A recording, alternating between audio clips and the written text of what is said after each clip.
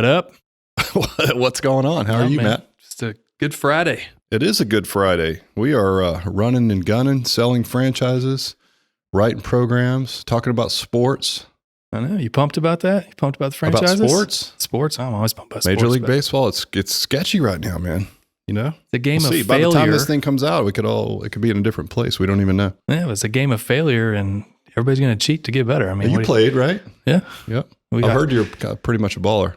I was at one point, yeah. I like to think so anyway. I heard. So you played in college, right? Played in college, played one game, slid into second base in the bottom of the 15th inning, dislocated my ankle, and that was a wrap. Was it like one of those ones you watch on TV and you can't look at it? Was it sideways? Disgusting. Yeah, I can't even watch people get hurt anymore. Ugh.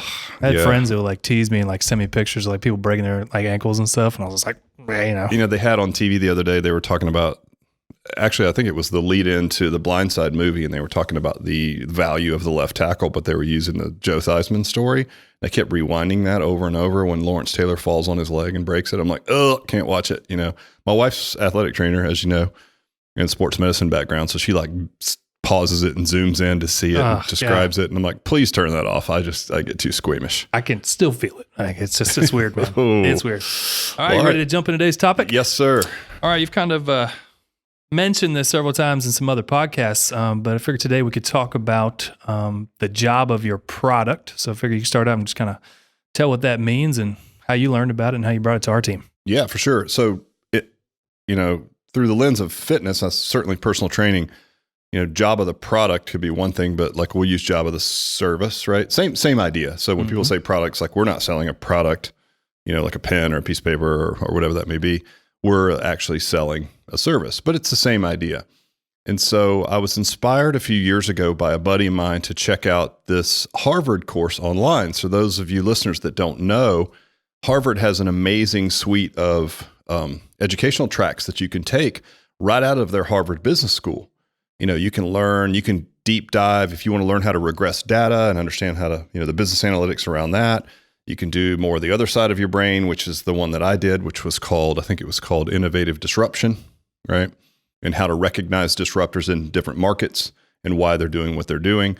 But yeah, I would highly suggest if you are a lot like we are at our organization, one thing we value is continued growth. And Harvard has an amazing suite of courses. People from all over the world take them, right? And they have an amazing platform, and they make it feel as much like a classroom as possible. They force collaborative projects and things like that. So I was thoroughly impressed.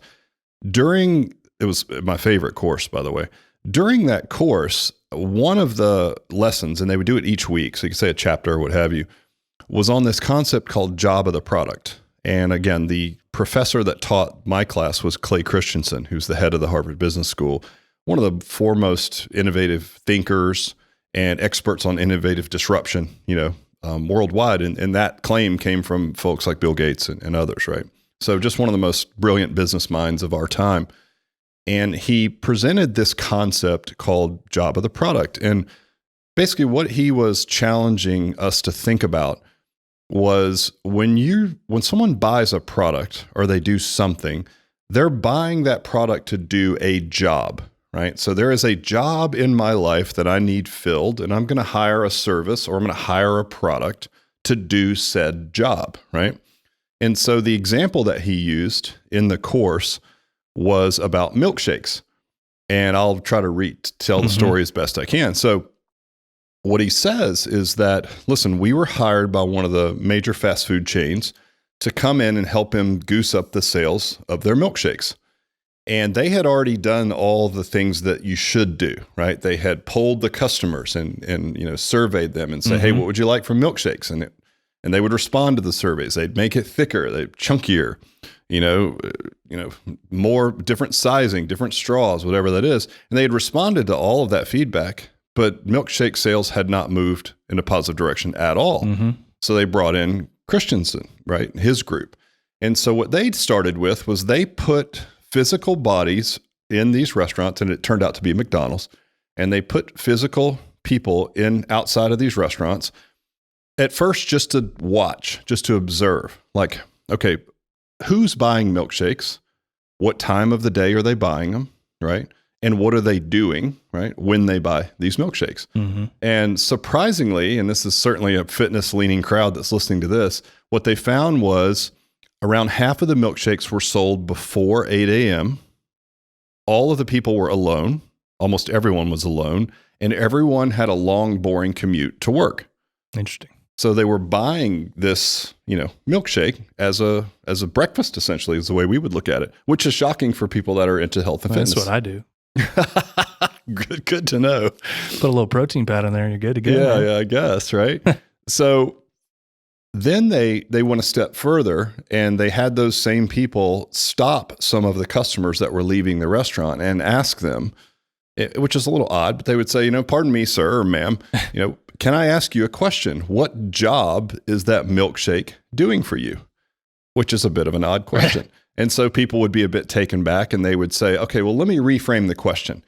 If you weren't hiring a milkshake to do that job, what other product would you hire to do the job?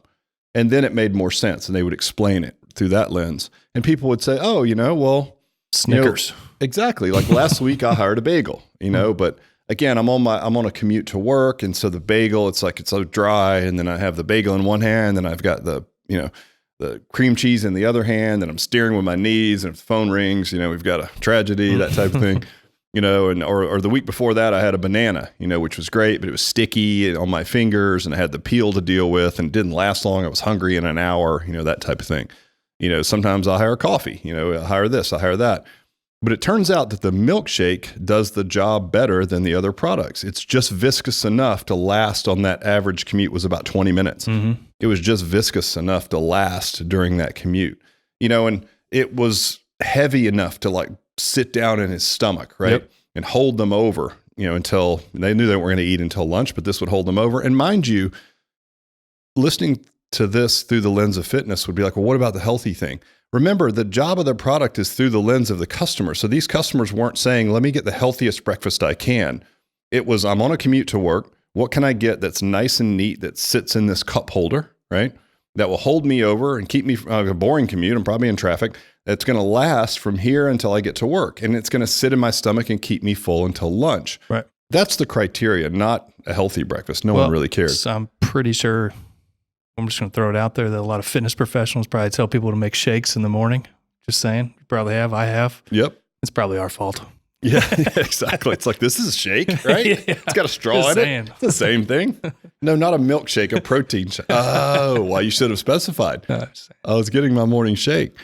So interestingly enough, so what they found was that the milkshake did the job better than bagels, bananas, coffee, right? And what he did is he challenged everyone around their own business functions to decide what the job of your product was. Because as it turns out, McDonald's milkshakes were not only in competition with other milkshakes, right? They weren't in competition directly with Burger King milkshakes. It turns out they were actually in competition with, again, bagels, Snickers, right, bananas, coffee, other breakfast-related foods. So when you think about your product that way, it becomes much easier to market it. So you think about our service that way. It becomes much easier to market your service when you know what job that your service is doing. So anybody that is starting a new business or should maybe reevaluate their business through this lens and sort of figure out, well, what job is my service? So what job is personal training really doing for people, right? Yeah. Is where you would start. And once you can identify what that means, then you can understand who your true competitors are, and you can put more effort into that. And so when you look at milkshakes, he used that case study and then said, well, what would you do if you knew the majority of your milkshakes were being sold in the morning to people that were alone, that were commuting to work? It's like, oh, interesting. Well, if that's the case, maybe if they're coming into the restaurant, we put a milkshake machine closer to the front counter, right? We have the milkshakes prepared and ready, some kind of an efficiencies, right?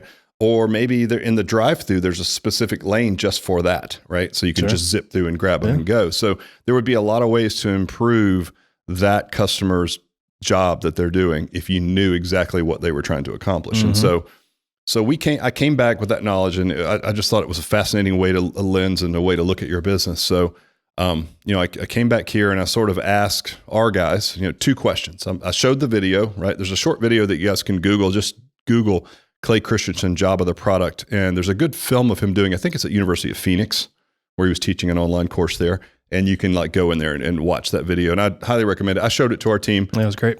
And then I said, all right, here's the two things I want you guys to do. I want you first to write down what you think the job of our product is. And then secondly, I want you to write down, if we weren't doing that job for our customers, right, who else would be doing it? And so I was really interested to see what we would get, because most of the people here are really in the weeds with what we do, right? They're strength conditioning coaches. We think about the technical side. We're teaching kettlebell swings, Right. But I was really proud of our guys because I think they got where we were going with it. And most of the answers about job of our product spoke to things like community, right? Like a third place. So you've got work, you have home, and this is your third place. And so, okay, that was first answer. So we're more community than we are best shape of your life. And the reason I say that, and we've talked about this before, if our real job was best shape of your life, then we're really doing a terrible job at what we do, because you can walk out onto the floor and fitness is an up and down journey for people. Right. And so at any given time, there's probably 3 people out there who are currently in the best shape of their life. Everyone else is working towards it, right, at whatever pace that they can right now. And, maybe they were there and then a year later they're not, and then they're back. It's an up and down journey for all of us, right? So that's not our job, it turns out, to be best shape of your life. That's our opinion, right? So if we're trying to provide a healthy outlet, but to really be a community in a third place, who are we by default in competition with? Churches. Bingo. Going out, Right. So where else can I get community? So we in our club, our guys were saying like, food, shopping, wine, that type of thing. And what that meant was, okay, if we are by default in competition with Starbucks, because if I'm trying to provide community, is it not true that in our small group training setting, that same group of people, if they were friends, could meet at Starbucks over a cup of coffee and get their community? Yes. Yep. Could they do it, like you said, at church? Yes. Could they do it at golf? Could you do a round with a couple buddies? Yes. Right. So when you look at it that way, should we be putting more effort into best shape of your life? Like, hey, I'm going to make this exercise this much harder.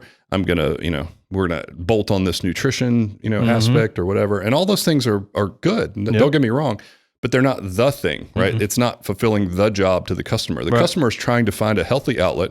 And we could all argue it's healthier to spend your money on and to come in here and get your community while, by the way, you're improving your fitness, right? As opposed to going and having a, Danish or something with your girlfriends. But I think that if we know that, then we need to put more effort and juice into that community aspect. So it led to like, are we helping cultivate that community? Do we have a place where people can sit down and hang out after the workouts? What does that look like? Right. Are we introducing new people so that they can be brought into this community fold, right? And put more and more juice around that. I was talking about this concept to my business coach. So I used to be a part of a group called Vistage, and he was my Vistage chair. Tim, he's done some work for us. Tim Fulton, for you guys, if you want to look him up. He has a company called Small Business Matters here in Atlanta. Great business coach. And he and I were talking about this concept, and he said, yeah, I used to own some travel agencies. And I was talking to a friend of mine who was thinking about buying a cruise for he and his wife for their 25th wedding anniversary. And he was going to buy a big one, a really, really nice high-end cruise. And so he goes, I remember, I kind of reached out to him as it was getting closer and said, hey, like, what's the deal? Are you going to book this or not? We don't want it to get booked up. And he's like, oh yeah, I forgot to tell you, we're not going to book that cruise with you. And he said, my knee-jerk reaction was like, oh, I cannot believe this. He was upset. Like, my friend booked a cruise with someone else. Right. Like, what are you nuts? And he asked him that. He's like, well, who did you book it with? Like, what's the deal? And he said, oh, no. Like, I mentioned to my wife the idea of the cruise, and she's like, she didn't want to take a cruise. She wanted a new wedding ring. And he's like, at that moment, I knew that I wasn't in competition necessarily with other travel agencies for selling cruises. I was in competition with all luxury items across the board. And so maybe in my marketing, I talk more about why it's important to take a cruise, right, as opposed to buying a ring, experiences over stuff or something like that. Whereas in his mind, it was always like, I'm selling a cruise against someone else who's selling a cruise. So when I look at that for our business, it's like, yes, we're in direct competition, no doubt, with the other training centers around here. But by default, based on time, which I would say is a more valuable commodity, especially in this day and age with the economics, right, the way that people are doing economically, they're doing well financially. So time is the golden, that's Right. the most important resource. And so they only have so much of it. How can you convince them to spend that time to be that third place? Right. And so then it becomes, okay, what does Starbucks do well to create an amazing experience? Right. What do these other companies do? What do people get from church? And they get feel good, they get community, so how can we compete across those sectors? That's really when you know what your business is all about. I mean, exercise means a lot of different things to a lot of different people, right? So if they're not getting that community, they stop coming in.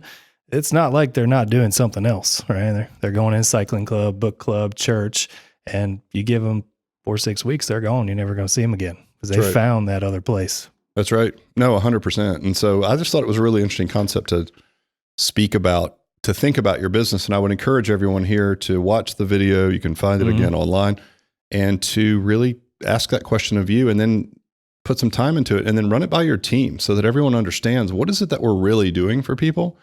And, don't even use my lens. You may come up with a different answer than I did, and that's fine. Sure. It's your business.